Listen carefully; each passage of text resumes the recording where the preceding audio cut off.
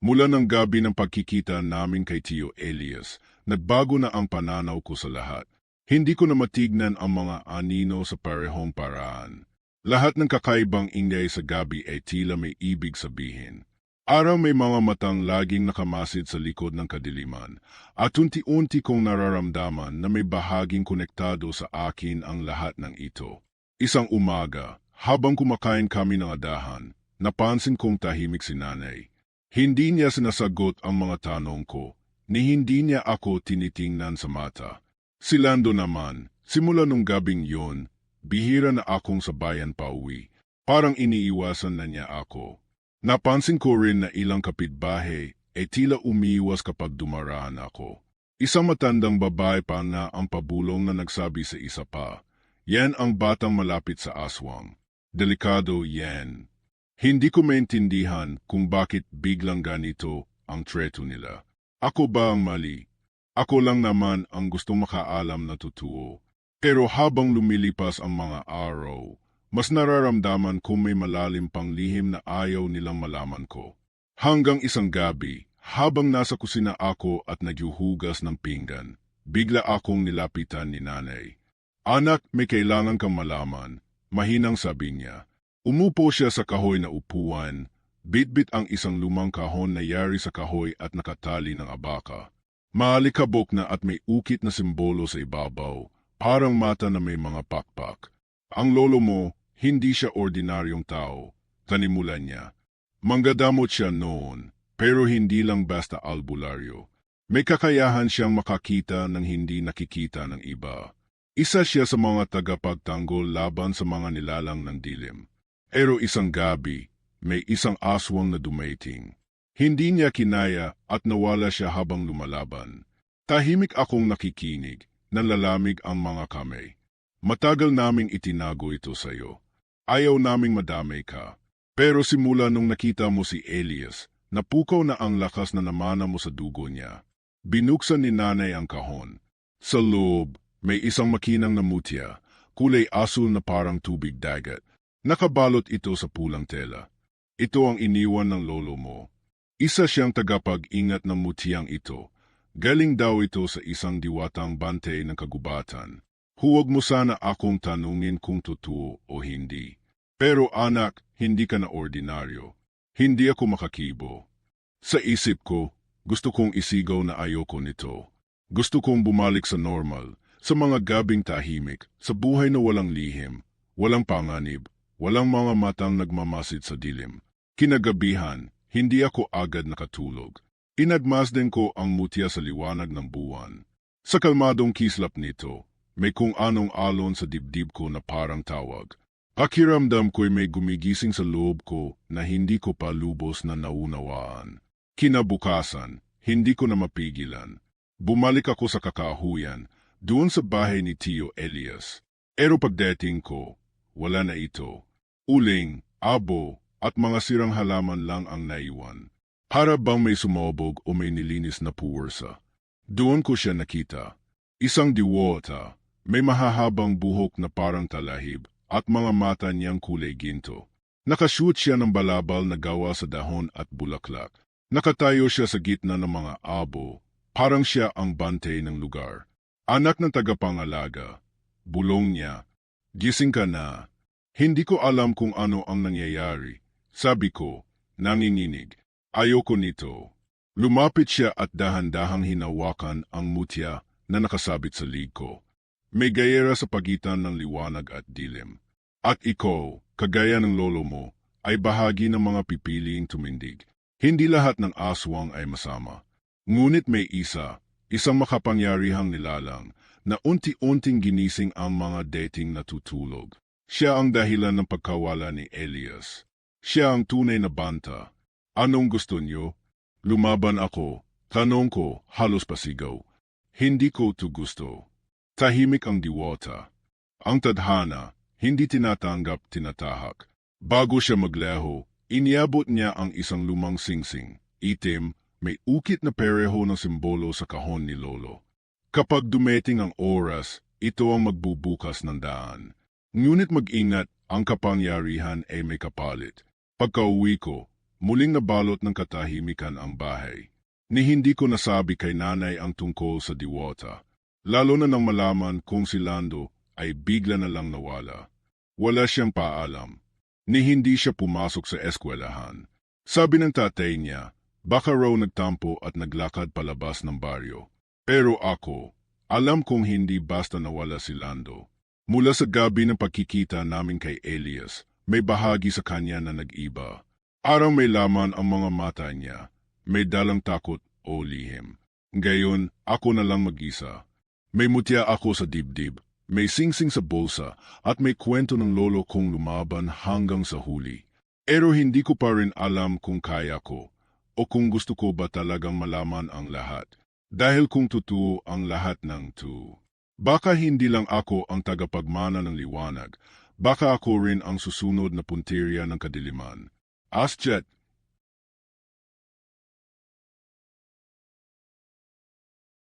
Simula nang mawala si Lando, parang unti-unting humina ang loob ko. Hindi lang dahil sa takot, kundi dahil sa bigat na iniwan niya. Siya lang ang kaibigan kong tunay na naniwala sa akin, sa kabila ng lahat. At ngayong siya ang nawala, pakiramdam ko ako ang may kasalanan. Madalas ko siyang mapanaginipan. Nakaupo siya sa ilalim ng punong mangga sa gilid ng bahay nila. Nakangiti, pero malungkot ang mga mata. Sa panaginip, palaging sinasabi ng bibig niya na, tumakbo ka, pero walang lumalabas na tunog. Tahimik lang, paulit-ulit. Sa araw, sinusubukan kong bumalik sa normal, pero sa bawat sulok ng baryo, nararamdaman ko ang pag-iwas ng mga tao. Arabang may mabigat na anino na nakadikit sa akin, at kahit hindi nila alam ang totoo, may kutob silang may mali sa akin. Isang hapon, habang naglalakad ako pauwi, nadaanan ko ang luma naming silong. Doon ko nakita ang isang batang babae na nakaupo, namumutla, at nanginginig. Dahan-dahan akong lumapit. "Why, okay ka lang?" tanong ko. Hindi siya sumagot. Pero nang tiningnan ko ang mga mata niya, itim, walang puti. At bago pa ako makatakbo, bigla siyang tumayo at tumawa. Hindi tawa ng bata, kundi tunog ng matandang babae na parang gutom na gutom. Umetras ako. Napasigaw. Pero bigla siyang nawala. Parang usok. Pagka-uwi ko, pinilit kong sabihin kay nanay ang nangyari. Pero imbes na makinig, sinampal niya ang mesa at sumigaw. Tama na, anak. Ayoko na madamay pa. Dati na tayong tinataboy ng mga tao sa baryong to. Huwag mo nang dagdagan pa. Doon ko naramdaman ang tunay na sakit. Hindi lang ako tinatalikuran ng mga tao, peti na rin ng sariling ina. Peti ikaw, nanay, tanong ko, namumugto ang mga mata. Kahit alam mong hindi ko ito pinili. Hindi siya sumagot. Tumalikod lang siya at pumasok sa kwarto. Gabi-gabi, hindi na ako makatulog. Hindi na rin ako lumalabas ng bahay, maliban na lang kapag kailangan. Sa tuwing tinitignan ko ang mutya, parang sinusunog nito ang dibdib ko. Para bang gusto nitong ipaalala sa akin na may dapat akong gawin, na hindi ko pwedeng takasan ang lahat ng to. Isang gabi, habang nakahiga ako, may narinig akong kaluskos sa labas ng bahay. Hindi yung karaniwang kaluskos ng pusa o daga. Ito ay parang kuko sa kahoy. Kaskas. Dahan-dahan. Paulit-ulit. Lumapit ako sa bintana. Walang tao. Pero may bakas ng paa sa putik sa ilalim ng punong santo. Hindi pa ako nakaka-recover sa kaba nang biglang may humawak sa balikat ko mula sa likod. Huwag kang matakot. Napalingon ako. Isa siyang matandang lalaking may puting balbas at mahahabang buhok. Nakasuot ng kulay abong balabal. Nakaupo siya sa sulok ng kwarto, kahit na sigurado akong nakakandado ang mga pinto't bintana. Ako si Manong Igme. Sabi niya, albularyong tagabante. Ako ang kasamahan ng lolo mo noon. Hindi ko alam kung maniniwala ako agad. Pero may kung anong tiwala ang bumalot sa paligid niya. Parang may amoy ng insenso at gumemela, at ramdam mong hindi siya kalaban. Hindi pa huli ang lahat, patuloy niya. Pero kailangan mong pumili. Pumili, tanong ko. Sa puso mo, may sugat. Sugat ng pagkabigo, sugat ng pagkawalay. At habang hindi mo yan hinaharap, hindi mo maaabot ang lakas na iniwan sa iyo ng iyong lahi. Tahimik lang ako. Inipigil ang luha. Pero ramdam kong totoo ang sinasabi niya. Ang aninong nakita mo kanina, hindi yan basta ligaw na kaluluwa. Isa yang sugo ng itim na aswang. Isa sila sa mga pinakamatanda at pinakadelikado. Ginugulo nila ang isipan ng mga pinili para umetras, para sumuko. Ibinigay niya sa akin ang isang maliit na kahoy na palawit. May ukit na mata at bituin. Ito ang buntal ng diwa. Sabi niya, isuot mo yan kapag pinasok ka ulit ng dilim. Makakatulong yan para hindi ka mabihag ng kanilang bulong.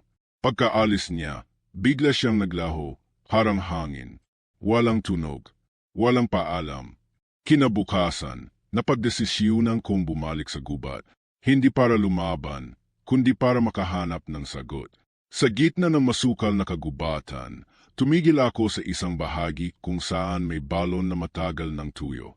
Nakatayo ako roon, tahimik. Iniisip ko si Lando, si Nanay, si Elias, si Lolo. Lahat na nawala, lahat ng hindi ko naintindihan. Pero bago ako makalapit sa balon, may narinig akong boses mula sa ilalim. Anak ng liwanag, may kapalit ang katotohanan. Lumapit ako at sa dilim ng balon, may meta. Dalawang mapupulang mata na nakatingin sa akin mula sa kailaliman. Ang kaibigan mong mahal mo, hindi siya nawala. Isinuko kanya. Napatras ako. Hindi totoo yan. Bakit sa palagay mo, siya lang ang nawala?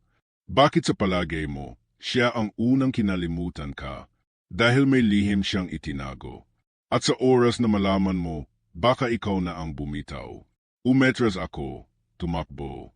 Habang tumatakbo, parang may mga kamay na gustong humablot sa akin mula sa puno, mula sa hangin.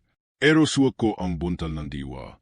At sa bawat hakbang, nararamdaman kong ako'y nilalabanan ng mga nilalang sa paligid. Pero kahit anong takbo ko, hindi ako makakataka sa totoo. Dahil ang mas malalim na laban, hindi sa dilim sa labas, kundi sa dilim na nasa puso ko. At kung totoo ngang isinuko ako ni Lando, hindi kadiliman ang tatalunin ko, kundi ang sakit ng pagkakanulo. Askjet, simula nang bumalik ako mula sa balon, hindi na ako makatulog ng buo. Kahit nakapikit ako, ramdam ko ang mga matang nakatitig sa akin mula sa dilim. Hindi ko alam kung guni-guni lang ba o kung may kung sinong totoong nakamasid, pero palagi ko siyang nararamdaman. Madalas magpatay sindi ang ilaw sa bahay. Minsan kahit hindi ko binubuksan ang radyo, bigla itong tutunog, pero pabulong. May tunog ng mga boses na hindi ko maunawaan, para may nag-uusap sa ibang wika, pero paulit-ulit lang. Sa tuwing hapon naman, lumalakas ang amoy ng asupre sa paligid ng bakuran. Amoy na sabi ni Manong Igmi ay palatandaan na masamang nilalang na palapit na. Isang gabi, bigla na lang bumukas mag-isa ang pinto sa likod ng bahay namin kahit wala namang hangin. Pagtingin ko sa labas, wala ni isang tao. Pero sa lupa, may mga bakas ng paa, hindi normal. Mahahaba ang daliri at parang may kuko. Mula noon, alam kong hindi lang ako basta sinusundan. Kinukobkob na ako. Isang umaga, habang nasa ilalim ako ng puno ng mangga, kung saan kami madalas tumambay ni Lando noon, narinig ko ang kaluskos ng tuyong dahon. Paglingon ko, may lalaking dahan-dahang lumalapit, suot ang itim na hoodie at may dalang maliit na bag. Nang matitigan ko siya, halos mabitawan ko ang hawak kong mutya. Lando, tumango siya. Pero hindi agad nagsalita. Nanatiling nakayuko, parang nahihiya o natatakot. Bakit ka umalis? Bakit hindi ka nagsabi? Tanong ko, halos hindi ko marinig ang sarili ko dahil sa bigat ng dibdib. Dahil may tinakbuhan ako. Hindi ko alam kung anong mangyayari sa akin kung nanatili ako. Saka may nakita ako. Sagot niya, mahina ang boses. Yung gabing huli tayong nagkita. May pumasok sa panaginip ko. May babaeng maputi ang meta, nakalutang, at ang boses niya parang basag na baso. Sinabi niya, isa sa inyo ang isusuko. Pili ka. Natahimik ako. Pinili mo ako, sagot ko halos pabulong. Hindi siya sumagot agad. Tao lang ako, kaibigan. Natakot ako. Pero ngayong alam ko na ang totoo, hindi ko kayang takasan, habang ikaw mag-isa mong pinapasan lahat. Nagtagal kami sa ilalim ng punong yon. Walang salita. Pero sa katahimikan, ramdam ko ang takot naming pareho. At sa gitna ng takot, unti-unting bumalik ang tiwala. Hindi buo, pero sapat para magsimula ulit. Bumalik kami kay Manong Ig kinagabihan. Hindi siya nagulat na magkasama na kami. Oras na, sabi niya, hindi na siya nagtatago. Lumalapit na siya sa baryo. Isa-isa nang nawawala ang mga hayop at may 3 bata na natagpuan na tulala sa bukid. Wala nang alaala. Inakita niya sa amin ang isang sinaunang libro. May balet ng hayop bilang pabalet at mga pahinang tila isinulat sa sinaunang baybayin. Ayon sa kanya, ang kaaway namin ay hindi basta aswang. Isa siyang alalim, nilalang ng dilim na pinakawalan noong unang panahon at ngayon ay muling nagising dahil sa mga nabubulok na puso at kaluluwa sa paligid. Pinapakain siya ng takot, inggit, galit at pagsuko, sabi ni Manong Igm. Kapag nagtagumpay siya, hindi lang baryo natin ang mawawala, kundi ang balanse ng liwanag at dilim. Tinuruan niya kaming gumamit ng mutya, kung paano ito gamitin para protektahan ang sarili at sirain ang mga aninong sumusunod sa amin. Binilinan din niya kaming huwag ng matulog na mag-isa. Kapag ikaw lang mag-isa sa isang kwarto, mas madali kang pasukin ng panagimpan, isang uri ng attacking spiritual mula sa kaaway. Sa unang gabi ng aming pagsasanay, inaharap niya kami sa apoy. Dito mo makikita ang kahinaan mo, sabi niya. Tiningnan ko ang apoy. Sa simula, wala naman. Pero unti-unti, may lumitaw na imehe. Si nanay, umiyak, humihingi ng tawad. Si Lando, lumuluhod at sinasabi, hindi ko sinasadya. At sa huli, ako. Bata ako, umiyak sa gitna ng ulan, habang may 2 aninong nakatayo sa malayo, hindi lumalapit. Alam ko na ito ang araw na iniwan kami ni tatay. Napaurong ako. Halos masuka sa bigat ng naramdaman ko. Pero naramdaman ko rin ang isang malamig na kamay sa balikat ko. Si Lando. Hindi ka nag-iisa. Bulong niya. Pagkalipas ng ilang araw, napansin namin ang pagbabago sa paligid. Hindi na lang basta anino ang dumaraan. Isang gabi, habang binabantayan namin ang isang abandonadong kamalig sa likod ng baryo, nakita namin ang isang nilalang. Matangkad, halos di tao ang anyo. Nakabalot sa itim na balabal at sa halip na mukha, itim na butas lang na may pula sa loob. Hindi siya lumapit. Hindi rin siya nagsalita. Pero naramdaman namin ang hangin na parang hinigop palabas ng mundo. Parang may bigat na dumagan sa dibdib namin. Hindi galit ang naramdaman ko, kundi kawalan ng pag-asa. Halos mapaluhod ako sa lupa. Si Lando, nanginginig. Pero sa huling sandali, kumislap ang mutya ko. Mainit, maliwanag, at sa kislap na yon, nawala ang nilalang. Umetra sa dilim. Simula noon, alam naming hindi lang ito basta labanan ng lakas. Isa itong labanan ng loob, ng paniniwala sa sarili, at ng pagharap sa mga sugat ng nakaraan. Pero habang tumitindi ang presensya ng kaaway, mas lumalalim din ang tanong sa isipan ko. Kapag dumating na ang huling oras, kakayanin ko ba? At kung talagang isa sa amin ang kailangang isakripisyo. Akala ko, unti-unti ko nang naunawaan kung sino ako at kung anong laban ang kinakaharap namin. Akala ko, sapat na ang katapangan, ang pagsasanay, at ang paniniwala sa kabutihan. Pero may mga bagay palang hindi kayang salagin ng tapang, lalo na kung ang mismong puso mo ang binibiyak. Isang gabi, habang nagbabante kami ni Lando sa gilid ng ilog, may kakaibang nangyari. Tahimik ang paligid, malamig ang hangin, at ang tubig ng ilog ay tila mas madilim kaysa karaniwan. Nag-aalangan akong lapitan, pero parang may humihila sa akin. Parang may mali sa ilog, sabi ko. Teka lang, sagot ni Lando, sabay abot ng kamay ko. Huwag kang basta lumapit. Pero huli na. Nang masilip ko ang ibabaw ng tubig, Nakita ko ang sarili kong refleksyon, ngunit hindi ako ang nakatingin pabalik. May mapupulang meta, at sa likod ko sa tubig, may hugis na nilalang na may mga pakpak na parang balat ng paniki. Muntik na akong mapaetras, pero bago pa ako makagalaw, biglang humigpit ang hawak ni Lando sa braso ko. Anong? Presensya na, mahinang bulong niya.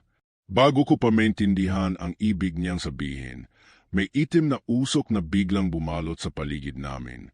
Mabilis. May bigat. Nahulog ako sa lupa at hindi ko na makita si Lando.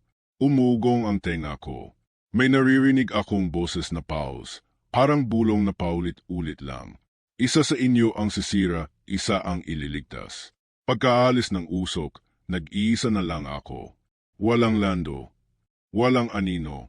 Walang tunog kundi ang kaluskos ng mga tuyong dahon sa paligid. Kinabukasan, galit na galit si Manong Igmi nang malamang nawala si Lando. Ako na nga ang may hinala. Anya, may ibang lakas sa paligid niya. Hindi ko lang alam kung sa kanya ba talaga galing o pinapasok siya ng kaaway. Hindi siya traitor, sagot ko, kahit nanginginig ang boses ko. Hindi siya ganon. Hindi lahat ng pagtataksil ay sinasadya. Tugon ni Manong. Minsan, pinipili nilang hindi sabihin ang totoo at yon ang mas mapanganib. Sa mga sumunod na araw, nagsimula akong magtanong. May mga bagay akong naalala, mga saglit na tila may alam si Lando bago pa namin matuklasan, mga panaginip niya na hindi niya buong ikinukuwento, mga beses na bigla siyang nawawala sa gabi. At ang pinakamasakit, ang gabing huli naming nakita si Elias. Si Lando ang huling nakausap niya. Baka may sinabi si Elias sa kanya. Baka may lihim silang dalawa. At ako, naiwan sa dilim. Hindi na ako nakatulog. At isang gabi, habang pinagmamasdan ko ang mutya, napansin kong may lamat na ito sa gilid. Hindi ko alam kung kailan ito nabasag, pero may liwanag na unti-unting lumalabas mula roon. Hindi na lang basta aso, kundi may halong puti at ginto. Kinaumagahan, bumalik ako sa lugar ng balon. Ramdam kong may kailangan akong malaman. Hindi pa ako ganap na nakakalapit nang biglang lumitaw si Dianan, ang diwata na unang nagbigay ng babala sa akin. Hindi na sapat ang tapang, ani niya. Kailangan mo nang malaman ang buong katotohanan. Ipinatong niya ang palad sa balikat ko at sa isang iglap para akong hinila sa ibang mundo. Nakita ko ang mga alaala ng lolo ko, nakikipaglaban sa dilim, himaharap sa mga nilalang na hindi matukoy kung tao pa o halimaw.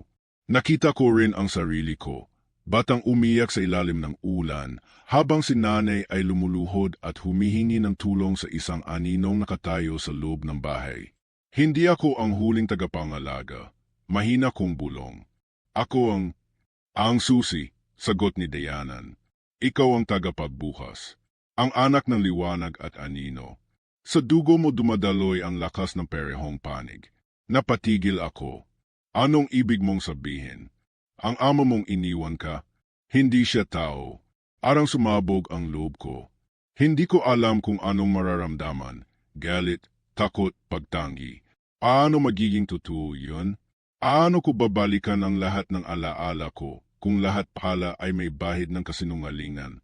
Hindi ka isinumpa, patuloy ni Dianan. Pero may dahilan kung bakit ikaw ang pinili ng dilim at liwanag. At ngayon, alam na ng kaaway ang totoo. Pagkatapos noon, biglang nagdilim ang langit. Umambon ng abo. At sa hangin, may tunog ng pag-iyak ng maraming bata, sabay-sabay, malayo, pero malinaw.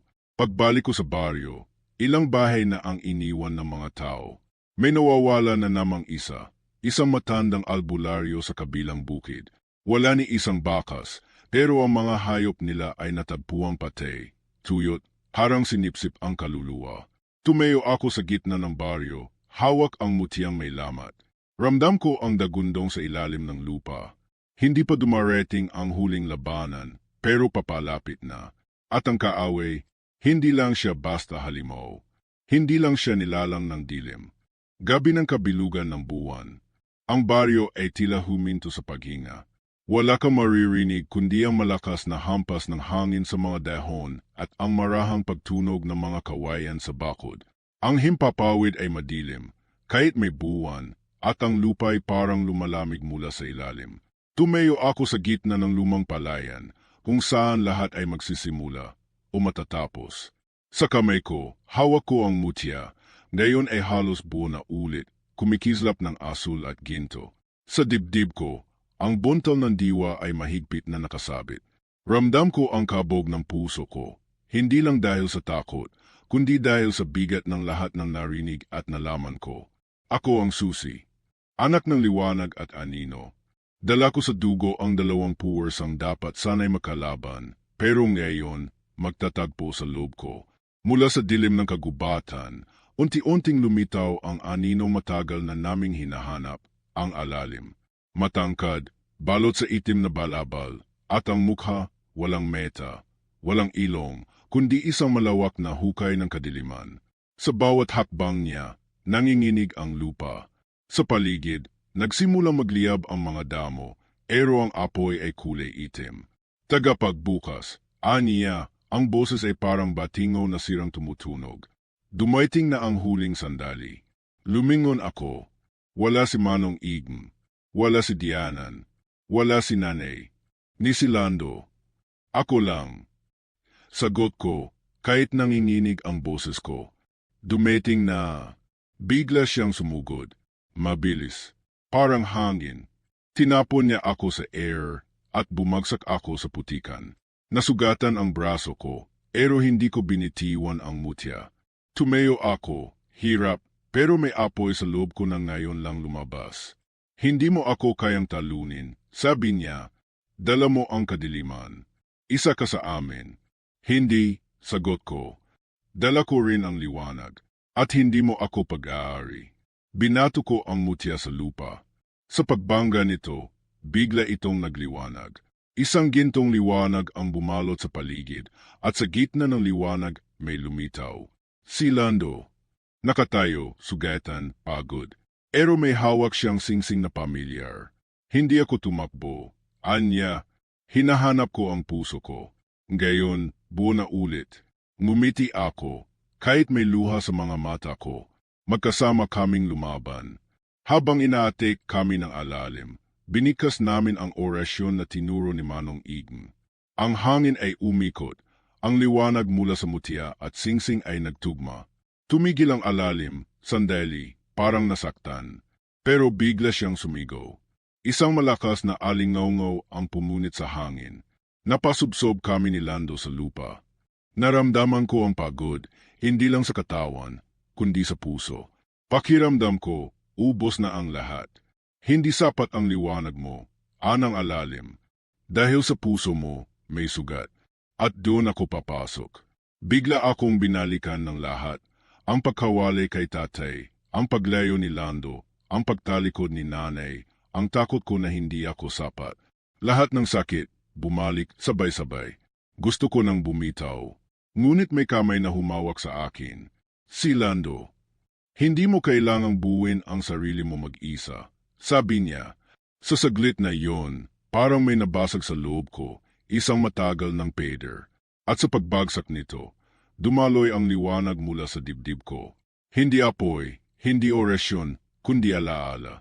Alaala ng kabutihan, ang pag-ibig, ang mga taong lumaban bago ako. Tumayo ako. Inilapit ang mutya sa dibdib ko. At habang lumalapit ang alalim, isinubo ko ito. Kumikitid ang paningin ko. Ang lahat ay nagliwanag. Ang boses ng alalim ay unti-unting nawala. Sa halip, narinig ko ang isang pamilyar na boses, malumanay, mapagkalinga. Anak, boses ni nanay. Hindi mo kailangang maging perpekto. Kailangan mo lang lumaban. Nang dumilat ako, wala na ang alalim. Nakahandusay sa lupa ang isang katawan, hindi halimaw, kundi isang batang lalaking umiiyak. Sa mata niya, may luhang itim at sa kamay, may bakas ng kadiliman. Anong? Tanong ko, pero hindi ko maituloy. Siya ang naging sisidlan ng dilim. Isang kaluluwang nawalan, kinain ng sariling hinagpis. At ngayon, wala na ang kapangyarihan niya, isa na lang siyang batang humihingi ng tulong. Lumapit si Lando. Hindi lahat ng halimaw ay masama. Minsan, sila'y dating tao lang napagod. Tahimik kaming naglakad pauwi. Kasama ang batang iyon. Wala kaming sinabing kahit ano. Pero sa katahimikan, alam naming tapos na ang isang yugto. Pero habang papalayo kami, may narinig akong huni ng ibon, malamig, hindi karaniwan. At sa langit, may isang aninong lumilipad. Mabilis. Parang may sumasama sa hangin. Tumingin si Lando sa akin. Nararamdaman mo rin, tumango ako. Ang mutya sa dibdib ko, kahit wala na sa loob, ay biglang umiinit muli. Bulong ng hangin. Isang paalala. Pagkatapos ng gabing yon, hindi na muling bumalik ang alalim. Tahimik na ang baryo, pero hindi na rin ito katulad ng dati. May mga bahay pa ring iniwan ng mga natakot, at ang ilang mga pamilya ay hindi na bumalik. Ngunit sa kalagitnaan ng katahimikan, unti-unting bumalik ang liwanag, ang mga batang naglalaro sa tabi ng ilog, ang matatandang muling nakakap sa silong ng puno, at ang mga kabataang naglalakad sa pilapil ng sabay-sabay. Pero ako ay hindi na rin katulad ng dati. Ang mutya ay hindi na bumalik. Ayon kay Manong Igme, isinama na ito ng liwanag sa ibang daigdig, kung saan kailangan itong muli. Naiwan sa akin ang singsing, ang buntal ng diwa, at ang alaala ng lahat ng nangyari. At habang minsay naririnig ko pa rin sa gabi ang huni ng malamig na ibon o ang sutsot ng hangin na tila may dalang babala, alam kong hindi ko na pwedeng talikuran ang aking tungkulin. Bumalik si nanay. Isang hapon, habang inaayos ko ang mga bakod na nasira sa bakbakan, nakita ko siyang nakatayo sa gilid ng bahay, hawak ang lumang kahon ni Lolo. Hindi siya nagsalita agad. Ni ako, pero nang magtagpo ang aming mga mata, sabay kaming lumapit. Patawad, anak, bulong niya. Natakot lang ako sa'yo. Sa katotohanan baka mawala ka rin, tulad ni tatay mo. Pero mali ako. Mali ang iniwasan ko. Dahil ikaw ang dahilan kung bakit kami ligtas ngayon. Ni hindi ko napigilan ang luha ko. Arang bata ulit ako na yumakap sa kanya. At sa wakas, buo na ulit kami. Hindi perpekto, pero buo. Si Lando, sa kabila ng lahat, nanatiling kasama ko. Hindi naging madali ang lahat para sa kanya, lalo na nang malaman ng ilan ang bahagi niya sa pagdating ng panganib. May ilang hindi na siya kinausap. May mga matang laging may hinala. Pero hindi siya umalis. Kung kailan ako dapat lumayo, saka ako natutong lumaban. Aniya minsan habang nag-aayos kami ng bubong ng lumang kamalig. Kung aalis pa ako ngayon, para ko na ring tinanggap na halimaw ako. Pero hindi ako susuko. Bawat gabi, binabantayan namin ang hangin. Hindi dahil inaasahan naming bumalik ang dilim, kundi dahil gusto naming maging handa kung sakaling may ibang darating. Tinuruan ako ni Manong Igme ng mas malalalim na dasal, ng mga tanim na pananga, at ng mga lihim na salita sa lumang baybayin. At kapag wala na siya, ako raw ang magtutuloy. Si Dianan ay hindi na muling nagpakita, pero alam kong nariyan siya. Minsan sa gabi, may hangin na may dalang bango ng bulaklak na wala sa paligid. At kapag nararamdaman ko yon, alam kong binabantayan niya pa rin kami. Yung batang niligtas namin, ang dating sisidlan ng alalim, inalagaan namin siya. Pinangalanan siyang Gabriel. Tahimik lang siya, bihira magsalita. Pero tuwing gabi, tinuturo niya sa akin ang mga bituin gamit ang maliliit niyang daliri. At minsan, napapangiti siya. Hindi ko alam kung kaya pa niyang bumalik sa pagiging normal na bata, pero kung pag-asa ang tatanungin, naroon pa rin sa kanya. Isang araw, habang palubog ang araw, tinawag ako ni Lando sa buro sa likod ng baryo. Doon kami madalas tumambay noong mga bata pa kami. Nakaupo siya, hawak ang singsing. Anong pakiramdam? Tanong niya habang nakatingin kami sa araw na papalubog. Parang hindi ko pa rin alam kung tama ba ang lahat ng desisyong ginawa ko, sagot ko. Pero sigurado akong hindi ko pagsisisihan ang nilabanan ko. Baka yon ang tunay na tapang, anya, yung lumalaban kahit hindi sigurado. Tahimik kaming naupo, habang ang langit ay nagkulay kahel at ginto. Sa pagitan ng pagod, may kapayapaan. Sa likod ng lahat ng sugat, may panibagong lakas na nabuo. Minsan pa ring bumabalik ang takot, lalo tuwing maulan ang gabi o kapag nawawala ang mga anino sa ilalim ng ilaw. Pero hindi na ako natitinag dahil alam ko na kung sino ako. At higit sa lahat, alam ko na kung para saan ako narito. Ang baryo ay muling nabuhay. Ang mga kwento ng dilim ay dahan-dahang naging alamat, pabulong na ikinukuwento ng matatanda sa mga bata habang naghahapunan. Pero sa gitna ng kwentuhan, may laging nakatitig sa akin ng bahagyang mas matagal. Hindi dahil sa takot, kundi dahil alam nilang kung dumilim man ulit ang langit, may magtatanggol. At kung dumating man ang panibagong gabi ng pagsubok, hindi na ako tatakbo. Hindi dahil hindi ako natatakot, kundi dahil alam kong sa bawat dilim, may liwanag na matiyagang naghihintay. At minsan, ang liwanag na yon ay ikaw pala mismo. Aschet. Noong una ko siyang nakilala, akala ko isa lang siyang tahimik at simpleng tao. Isang taong may malalim na iniisip pero hindi mo masabing masama o mabuti. Pero ngayong alam ko na ang totoo, hindi ko alam kung matatakot ba ako o maaawa. Sa isang liblib na baryo sa probinsya ng Quezon, may isang lalaking kilala lang sa tawag na Tio Elias. Hindi siya talaga taga roon, pero ilang taon na rin siyang naninirahan sa lumang bahay sa dulo ng kagubatan. Matandang bahay na laging sarado ang mga bintana kahit tirik na tirik ang araw, at ang paligid ay laging may amoy ng sinunog na dahon. Hindi siya nakikisama, hindi siya umaattend ng pista, at kung minsan lang talaga siya makikitang bumababa sa bayan para bumili ng bigas o kandila. Pero ang totoo, hindi siya palaging ganito.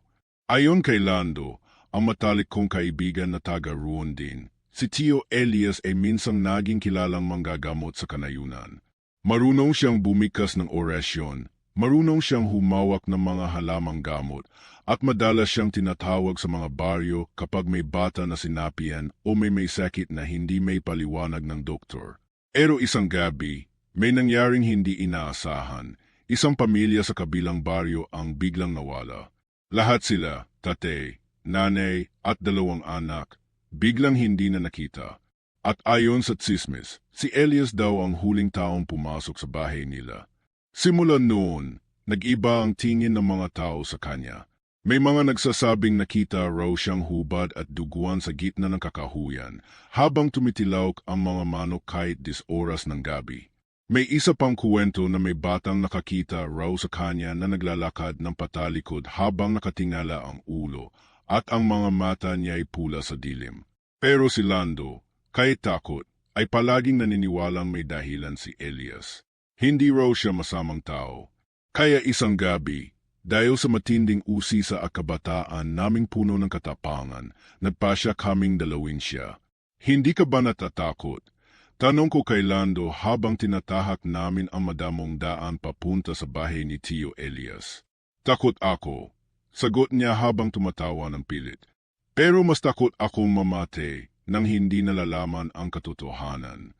Pagkarating namin, hindi namin inaasahan ang aming nadatnan. Hindi siya galit. Hindi rin siya natatakot. Nakaupo lang siya sa may balkonehe. Parang alam na niyang darating kami. Gabi na.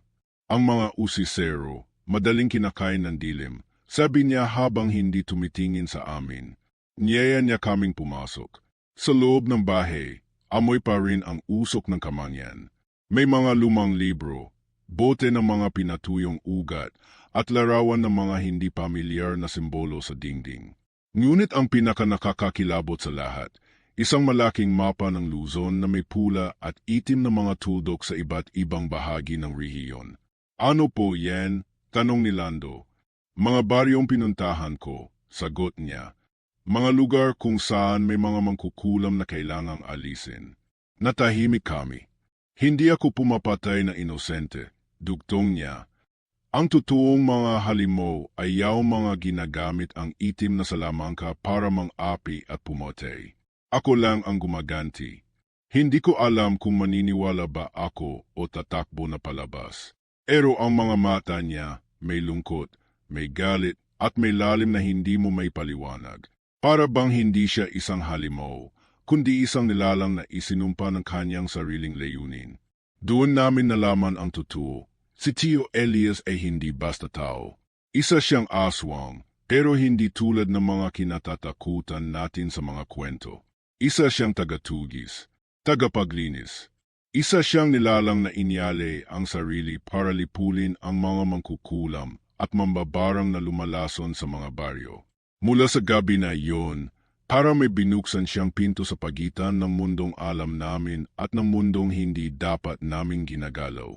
Nagsimula na kami makakita ng mga kakaibang pangyayari, mga ibong laging nasa bubong sa tuwing sasapit ang hating gabi, mga alingaungaw sa kagubatan na parang boses ng babae na umiyak pero walang katawan, at mga aninong dumadaan sa salamin pero wala naman sa likod mo.